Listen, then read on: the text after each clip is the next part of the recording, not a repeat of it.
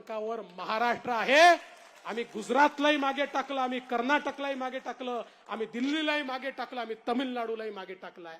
आणि आमच्या नंतरचे जे 3 राज्य आहेत त्यापेक्षा जास्त या ठिकाणी इन्व्हेस्टमेंट आम्ही आणली आहे. याचा अर्थ काय आहे? ताकद असावी लागते, हिम्मत असावी लागते. अरे छत्रपती शिवरायांनी काय सांगितलं? मला लढणारे हवे, रडणारे नाही. 2.5 वर्ष घरामध्ये बसून कोमट पाणी पीत केवळ जे रडत होते त्यांच्या काळामध्ये उद्योग या ठिकाणी येऊ शकत नाही. उद्योग आणण्याकरता ताकद लागते, शक्ती लागते. ती आम्ही या ठिकाणी आणून दाखवली आणि डंके की चोट पर आम्ही महाराष्ट्राला पुढे घेऊन गेलो. पण माझा सवाल आहे, तुमच्या काळात का आले नाही उद्योग? जर यांच्या काळामध्ये त्यांचे पोलीसच देशातल्या सगळ्यात मोठ्या उद्योगपतीच्या घरासमोर बॉम्ब ठेवणार असतील आणि 100 कोटीची वसुली करणार असतील तर अशा राज्यात कोणी उद्योग लावायला येईल का? अरे तो सचिन वाझे, माझ्याकडे उद्धवजींनी मंत्र्यांना पाठवलं होतं सरकारमध्ये असताना, म्हणाले सचिन वाझेला परत घ्या. मी म्हटलं घेणार नाही, क्रिमिनल आहे, मी याला घेणार नाही. सरकार बदललं, उद्धवजी झाले, त्या सचिन वाझेला त्यांनी पुन्हा परत घेतलं. त्यांना विचारलं, अरे सचिन वाझेला तुम्ही परत घेतलाय, त्याचा रेकॉर्ड खराब आहे, तो या ठिकाणी ऍक्टिव्हिटी करतोय. काय म्हणाले? सचिन वाझे काय लादे नाही का? सचिन वाझे काय? शेवटी तोच सचिन वाझे या ठिकाणी बॉम्ब ठेवताना आणि त्या हिरेंची हत्या करताना त्या ठिकाणी सापडला. त्यामुळे बंधू भगिनींनो, यांना महाराष्ट्र चालवता येत नाही, यांना मुंबई चालवता येत नाही आणि देश चालवायच्या गोष्टी करतायत. ज्यांचे 10-20 लोक उभे आहेत त्यांचे चेले चपाटे म्हणतात हे प्रधानमंत्री होणार आहेत. आज आपण सगळ्यांनी लक्षात घेतलं पाहिजे, या देशामध्ये एक बदललेला भारत आपण पाहतोय. आठवा तो काळ, ज्या काळामध्ये मुंबईमध्ये रोज बॉम्बस्फोट व्हायचे, पुण्यात बॉम्बस्फोट व्हायचे, बंगलोरला बॉम्बस्फोट व्हायचे, काशीला बॉम्बस्फोट व्हायचे, बॉम्बस्फोटाची मालिका असायची. त्या काळामध्ये आमचे प्रधानमंत्री काय करायचे? आमचे प्रधानमंत्री मुंबईवर हल्ला झाला तर पाकिस्तानचा निषेध केला, पुण्यावर हल्ला झाला तर पाकिस्तानचा तीव्र निषेध केला, वाराणसीला हल्ला झाला तर पाकिस्तानचा अतितीव्र निषेध केला, पुन्हा मुंबईला हल्ला झाला तर हे कागदपत्र घेऊन दिल्ली अमेरिकेत गेले. अमेरिकेच्या राष्ट्रपतींनी म्हणाले, बघा आमचे जो पुरावे आहेत, या ठिकाणी हा हल्ला पाकिस्तानने केलाय, आता तुम्ही पाकिस्तानला रागवा.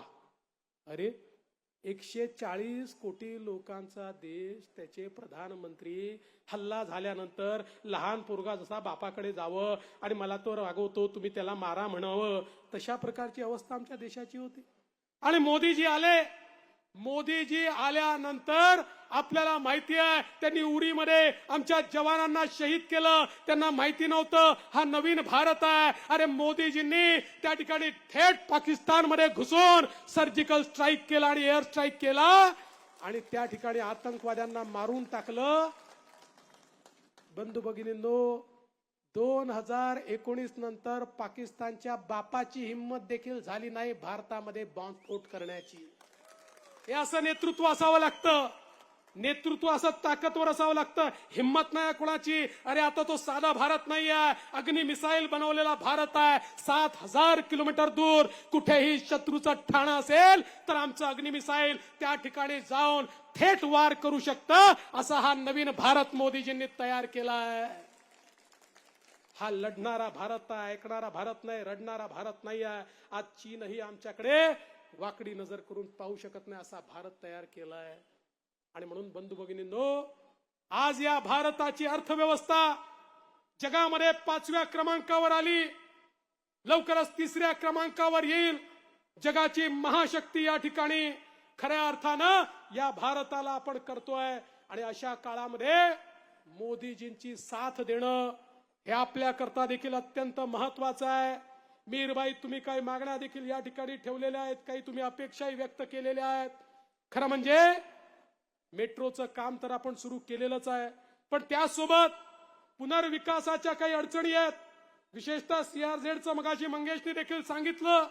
मी तुम्हाला या ठिकाणी सांगतो, काळजी करू नका. आणि तुम्हालाही सगळ्यांना सांगतो, मिहीर भाईंनी जे संकल्प या ठिकाणी केले आहेत ते पूर्ण करण्याची जबाबदारी माझी आहे. मी तुमचा दूत म्हणून मीर भाईला मोदीजी पर्यंत घेऊन जाईन आणि हे जे तुमचे प्रश्न आहेत मग CRZ असो, PWR सहकारी गृहनिर्माण संस्थांचा विषय या ठिकाणी असो, संक्रमण शिबिरात राहणारे जे लोक आहेत त्यातल्या पात्र लोकांना लवकरात लवकर घरं हे तर आपणच या ठिकाणी देऊ, तुम्ही काळजी करू नका. आतापर्यंत SRA मध्ये यांनी खूप घोटाळे केले. SRA घोटाळ्याची राजधानी होतं, पण गेल्या 5 वर्षामध्ये आपण SRA ला वठणीवर आणलं.